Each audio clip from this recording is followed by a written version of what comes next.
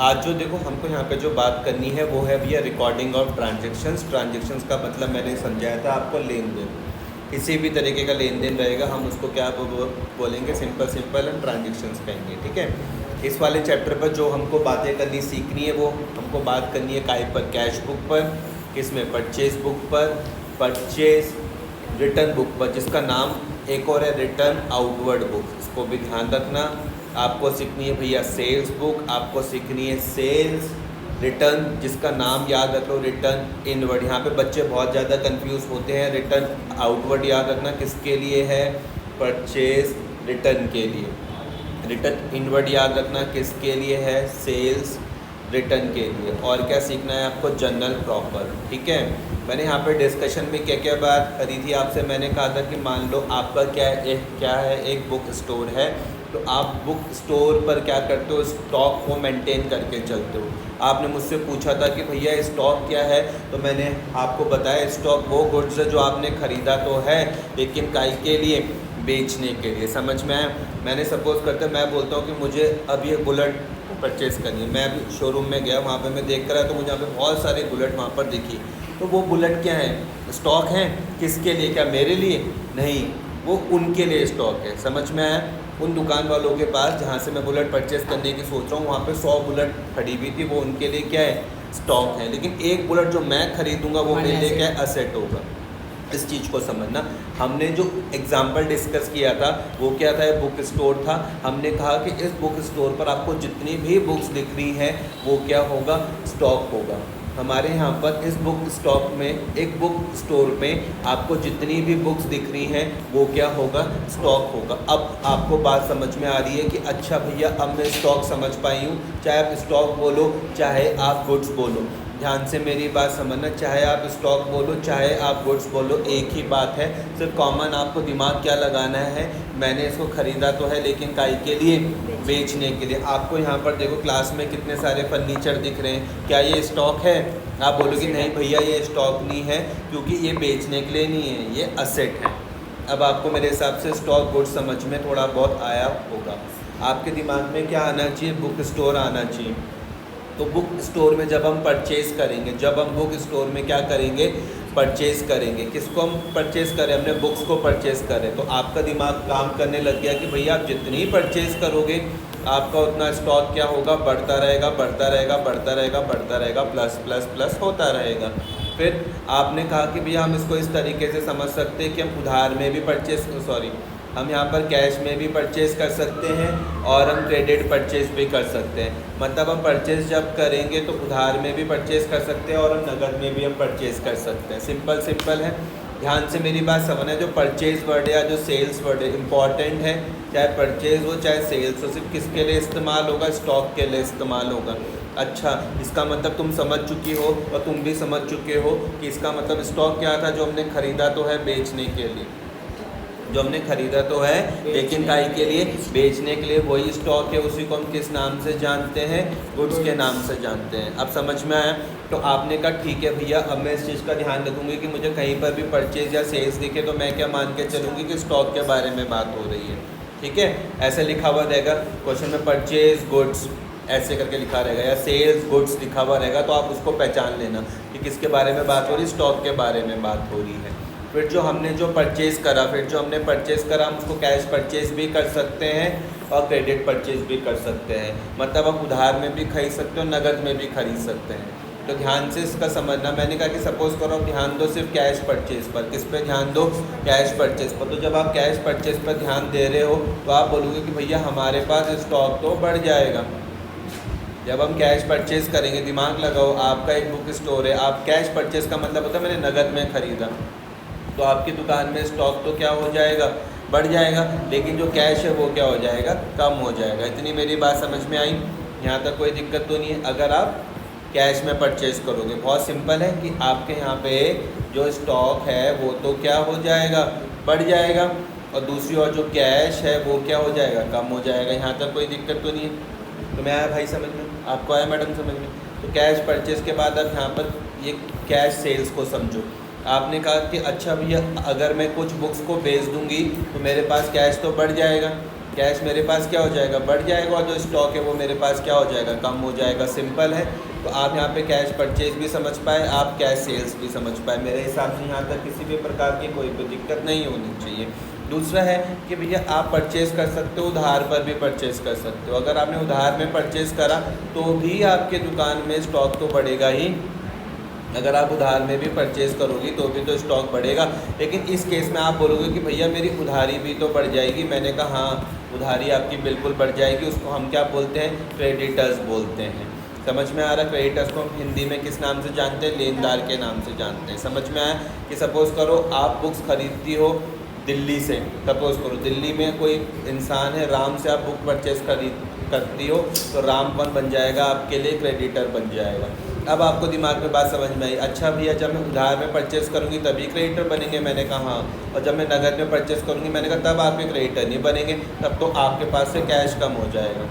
समझ में आई इतनी बात? तो आपने कैश परचेज़ भी समझा, क्रेडिट परचेज़ भी समझ लिया, और कैश सेल्स को भी समझ लिया। अब आप क्रेडिट सेल्स को समझोगी। अच्छा भैया जब मैं उधार में बेच रहा हूँ तो मेरे पास से स्टॉक तो कम हो जाएगा, अब समझ में आ रहा। लेकिन जब आप उधार में बेच रहे हो तो सामने वाली पार्टी क्या बन जाती है, डेटर्स, देनदार। समझ में आ रहा? सामने वाली पार्टी क्या बन जाती है, डेटर्स, देनदार। कब बनती है, जब आप उधार में बेचोगे। जब आप नगद में बेचोगे तब नहीं बनते डेटर्स, जब आप उधार में बेचोगे तब आपके पास डेटर्स बनते हैं। अब एक चीज़ याद रखना, जो आपके पास जो डेटर्स होते हैं ये क्या होते हैं, करंट असेट्स होते हैं। क्या होते हैं डेटर्स, करंट असेट्स। और जो ये आपके पास जो क्रेडिटर होते हैं, जो क्रेडिटर होते हैं, ये क्या होता है, करंट लायबिलिटी। इतनी बात समझ में आ रही? धीरे धीरे करके सब कुछ ये दिमाग में आएगी, कोई दिक्कत वाली बात नहीं है। यहाँ पर एक वर्ड आता है कैश। कैश क्या होता है, हमारे पास असेट्स होता है। इसको याद करके थोड़ा बहुत अभी चलते रहना है।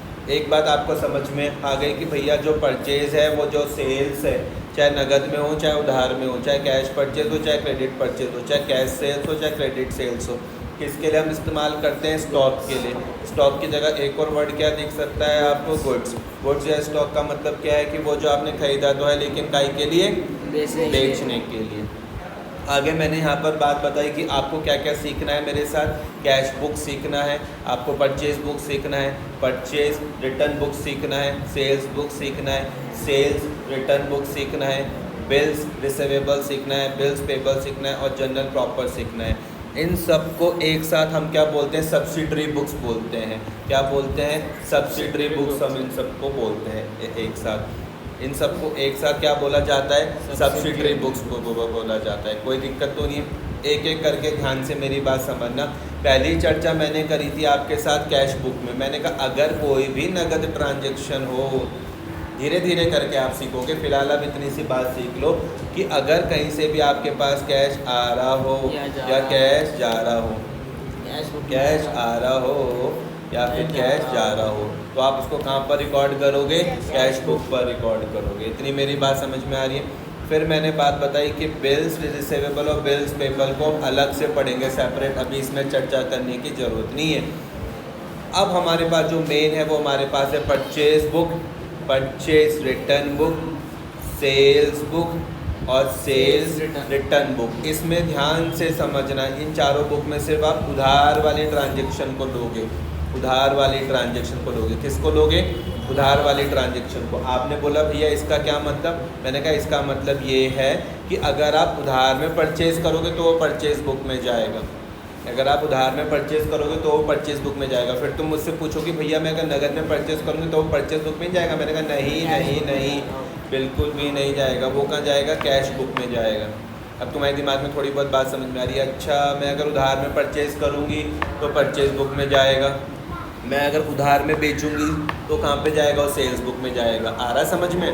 और अगर मैं भैया कैश में परचेज़ करूँगा, अगर मैं कैश में परचेज़ करूँगा या फिर मैं अगर कैश में बेचूंगा तो ये दोनों की दोनों कहाँ पर जाएंगी, कैश बुक में जाएंगी। आई बात समझ में। कैसे जाएंगी वो बाद में देखेंगे, फ़िलहाल इतना समझो। अब तुमको बात समझ में आ रही है। उधार का ध्यान में रखना। और मैंने डिटेल में किस तरीके से बताई थी, मैंने कहा गुड्स और स्टॉक को समझो आप। गुड्स और स्टॉक किसके लिए आप इस्तेमाल करते हो, मैंने ख़रीदा तो है लेकिन काई के लिए, बेचने के लिए। यहाँ पर जो आपको जितने फर्नीचर दिख रहे क्या ये स्टॉक है, नहीं। आप बोलोगे भैया स्टॉक थोड़ी ना है, ये बेचने के लिए थोड़ी ना है। लेकिन आपको यहाँ पे कितनी सारी बुक्स दिख रही हैं, देखो जितनी भी आपको यहाँ पे बुक्स दिख रही हैं वो क्या है, आप बोलोगे भैया वो स्टॉक है, वो गुड्स है। मैंने कहा क्यों है वो स्टॉक या फिर गुड्स? क्योंकि वो बेचने के लिए। समझ में आई बात या नहीं आ रही है? कोई दिक्कत तो नहीं है। तो बुक स्टोर को जब आप दिमाग में देख लो, आपको वहाँ पे जितना भी सामान बेचने के लिए दिख रहा है उसको हम गुड्स या स्टॉक बोलते हैं। कोई दिक्कत, कोई परेशानी, कोई बात ना समझ में आ रही हो तो बताओ, पूछो। आ रही है? बहुत बढ़िया। अब मैं बात करता हूँ किसमें भैया? परचेज बुक में। परचेज बुक में ध्यान से समझना, धीरे धीरे करके बात समझोगी। अब आप मुझको बोलोगी भैया इतना तो मुझको समझ में आ गया कि चाहे कुछ भी हो जाए मैं उधार का यहाँ पर खास ध्यान रखने वाला हूँ। उधार में परचेज़ करूँगा तभी यहाँ पर आएगा। क्रेडिट परचेज़ करूँगा तभी मैं उसको यहाँ पर रिकॉर्ड करूँगा। क्रेडिट परचेज़ करूँगा तभी मैं यहाँ पर उसको रिकॉर्ड करूँगा। ध्यान से समझना, क्रेडिट परचेज़ करूँगा तभी रिकॉर्ड करूँगा। कैश परचेज़ नहीं करने वाला मैं यहाँ पे रिकॉर्ड। कैश परचेज़ के तो भैया बिल्कुल मनाही है। कैश परचेज़ में यहाँ पे बिल्कुल रिकॉर्ड नहीं करूँगा। क्यों नहीं करूँगा? क्योंकि तुम समझ चुके हो कि भैया अगर कैश परचेज़ होगा तो वो हम कैश बुक में रिकॉर्ड करते हैं। वो तो हम कहाँ पर रिकॉर्ड करते हैं? कैश बुक में रिकॉर्ड करते हैं। अगर मैं कोई असेट्स परचेज़ करूँगा, चाहे मैं उसको कैश में खरीदूँ चाहे मैं उसको क्रेडिट में खरीदूँ, वो परचेज़ बुक में नहीं आने वाला है। वो परचेज़ बुक में नहीं आएगा। समझना ध्यान से, जब आप रिविज़न करोगे मेरे एक एक शब्द को ध्यान से सुनना। परचेज़ बुक में क्या आएगा? आप बोलोगे भैया परचेज़ बुक में सिर्फ क्रेडिट परचेज़ आएगी। जब हम उधार में खरीदेंगे तभी वो परचेज़ बुक में आएगा। उधार में खरीदेंगे तभी वो परचेज़ बुक में आएगा। अगर आप उसको कैश में परचेज़ करते हो तो कहाँ आएगा? कैश बुक में आएगा। मेरी बात समझ में आ रही है? इसी सेम तरीके से मैंने अगर असेट परचेज़ करा, देखना यहाँ पे भाई साहब ध्यान से, अगर मैंने असेट परचेज़ करा किस में? कैश में। सपोज़ करो मैंने फर्नीचर परचेज़ करा और वो भी किस में? कैश में। तो ये कहाँ पर आएगा? कैश बुक में आएगा। समझ में आ रहा? मैंने कोई फर्नीचर परचेज़ करा वो भी किस में? कैश में। तो कहाँ पर आएगा? कैश बुक में आएगा। लेकिन अगर मैंने भैया फर्नीचर उधार में परचेज़ कर लिया तो क्रेडिट में, तो कहाँ पर आएगा? और जनरल प्रॉपर में आएगा। इस तरीके की गलती मत करना जो गलती इन्होंने करी। बिल्कुल शार्प माइंडेड ओके। चलो अपने आपको स्मार्ट नहीं समझना स्टार्टिंग में, क्योंकि स्मार्ट आप धीरे धीरे करके बनोगे ना, एकदम से नहीं समझना। यहाँ पर ध्यान से मेरी बात समझना। हाँ मैंने बताया चाहे परचेज बुक हो, परचेज रिटर्न बुक हो, सेल्स बुक हो, सेल्स रिटर्न बुक हो, सिर्फ यहाँ पे गुड्स और स्टॉक की बातें आएंगी और वो भी सिर्फ उधार वाली आएंगी। असेट्स नहीं आएगा यहाँ पर, असेट्स नहीं है। ये आएगा जनरल प्रॉपर में। ये जो लास्ट वाला है ये इसको समझाऊंगा मैं, जो रेस्ट ट्रांजैक्शन मैंने यहाँ पर लिखी हुई है। समझ में आया? इसको ध्यान से समझो। देखो किस तरीके से उन्हें समझना है। आपको पहली बात तो समझ में आ गई ना, गुड्स और स्टॉक क्या है? जो मैंने खरीदा तो है लेकिन बेचने के लिए, खरीदा तो है लेकिन काई के लिए? उसके चार नाम है, परचेज, परचेज, रिटर्न, सेल्स और सेल्स रिटर्न। असेट क्यों नहीं आएगा? असेट कोई बेचने के लिए थोड़ी ना है भाई। नहीं आई मेरी बात समझ में? असेट्स वाला केस समझो। अगर आप असेट्स परचेज कर रहे हो काय में? कैश में। असेट्स परचेज कर रहे हो काय में भैया? कैश में। तो ये कहाँ पर आएगा? कैश बुक में आएगा। असेट्स परचेज कर रहे हो आप क्रेडिट में, तो कहाँ पर आएगा? जनरल प्रॉपर में आएगा। कैसे आएगा, क्या आएगा, हम बाद में हम देखेंगे। ये रहा आपका जनरल प्रॉपर। समझ में आया? इसी सेम तरीके से परचेज रिटर्न बुक, कौन सी?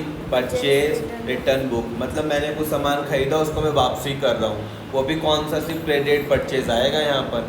क्रेडिट परचेज रिटर्न ही यहाँ पर आएगा। उधार में अगर मैंने कुछ खरीदा उसको मैं वापस कर रहा हूँ, वो ही यहाँ पर आएगा। नगद वाला नहीं आएगा यहाँ पर। अब आप बोलोगे भैया नगद वाला कहाँ आएगा? तो आएगा कैश बुक में। नहीं आएगी? आपको बात समझ में आ गई? बहुत बढ़िया। असेट्स रिटर्न करोगे तो यहाँ पर आएगी? नहीं नहीं नहीं। आप बोलोगे इसमें भी मैं वही दो चीज़ देखने वाला हूँ। अगर कैश वाला केस हुआ तो कैश बुक में आ जाएगा, और अगर क्रेडिट वाला केस हुआ, असेट्स का अगर क्रेडिट वाला केस हुआ तो कहाँ आएगा? जनरल प्रॉपर में आ जाएगा। सिंपल यही लॉजिक आपने यहाँ पे लगाया सेल्स बुक में। अच्छा भैया मैं अगर उधार में बेचूंगा स्टॉक तभी वो आएगा सेल्स बुक में। उधार में मैं अगर स्टॉक बेचूंगा तभी तो सेल्स बुक में आएगा। अगर मैं उसको नगद में बेच देता हूँ, अगर मान लो मैंने कर दी कैश सेल्स, तो वो कहाँ पर आएगा? कैश बुक में आएगा। आप समझ में आ रहा? कोई दिक्कत तो नहीं है। उधार में मैंने अगर असेट्स बेच दिए, किस में? उधार में असेट्स बेच दिए तो कहाँ पर आएगा? जनरल प्रॉपर में आएगा। कहाँ पर? और मैंने अगर कैश में किसी असेट को भी बेच दिया तो कहाँ पर आएगा? कैश बुक में आएगा। समझ में आया? यहाँ तक कोई दिक्कत तो नहीं है। सेल्स रिटर्न सिर्फ कौन सा? उधार वाला। कौन सा? उधार वाला। अगर आपने कुछ उधार में कभी सेल करी हो, वो वापस आ रही हो तो ही उसको यहाँ पर दिखाना। उधार में कोई आपने सेल करी, वो वापस आ रही है तो ही उसको यहाँ पर दिखाना। ठीक है? असेट्स अगर वापस आ रही हो, कैश वाला केस हुआ तो आप कहाँ पे दिखाओगे, कैश बुक में। और अगर असेट्स वापस आ रही उधारी पर तो वो कहाँ पर आएगा, जनरल प्रॉपर्टी पर। यहाँ तक बात समझ में आ रही है, कोई दिक्कत तो नहीं है। गुड्स और स्टॉक समझ में आया, खरीदा तो है लेकिन काय के लिए, बेचने के लिए। यहाँ तक किसी भी तरीके की कोई भी दिक्कत कैसे करेंगे उसको आगे देखते हैं।